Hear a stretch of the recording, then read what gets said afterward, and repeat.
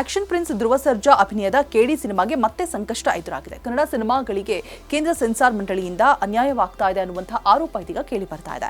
Cinema ನಿರ್ದೇಶಕ ಪ್ರೇಮ್ ಹಾಗೆ ನಿರ್ಮಾಣ ಸಂಸ್ಥೆ ಕೆವಿಎನ್ ಪ್ರೊಡಕ್ಷನ್ಸ್ಗೆ ಯಾವುದೇ ಸ್ಪಷ್ಟ ಮಾಹಿತಿ ನೀಡದೆ ಕೇಂದ್ರ ಸೆನ್ಸಾರ್ ಮಂಡಳಿ ಕ್ರಮ ಕೈಗೊಂಡಿರುವುದು ವಿವಾದಕ್ಕೆ ಇದೀಗ ಕಾರಣ ಕೂಡ ಆಗಿದೆ. ಇನ್ನು ಪ್ರಾದೇಶಿಕ ಸೆನ್ಸಾರ್ ಮಂಡಳಿ ಈಗ ಆಲ್ರೆಡಿ ಕೆಡಿ ಚಿತ್ರವನ್ನ ವೀಕ್ಷಿಸಿ ಚಿತ್ರದಲ್ಲಿರುವಂತಹ ರಕ್ತಪಾತದ ದೃಶ್ಯಗಳ ಹಿನ್ನೆಲೆ ಎ ಪ್ರಮಾಣ ಪತ್ರವನ್ನ ನೀಡೋದಕ್ಕೆ ಸೂಚನೆ ಕೊಟ್ಟಿದ್ದು, ಜೊತೆಗೆ ಚಿತ್ರದಲ್ಲಿನ ಒಂದು ಹಾಡಿನ ಸಾಹಿತ್ಯದಲ್ಲಿ 2 ಸಾಲನ್ನ ಬದಲಿಸಬೇಕು ಅಂತ ಕೂಡ ಸೂಚನೆಯನ್ನ ನೀಡಿತ್ತು.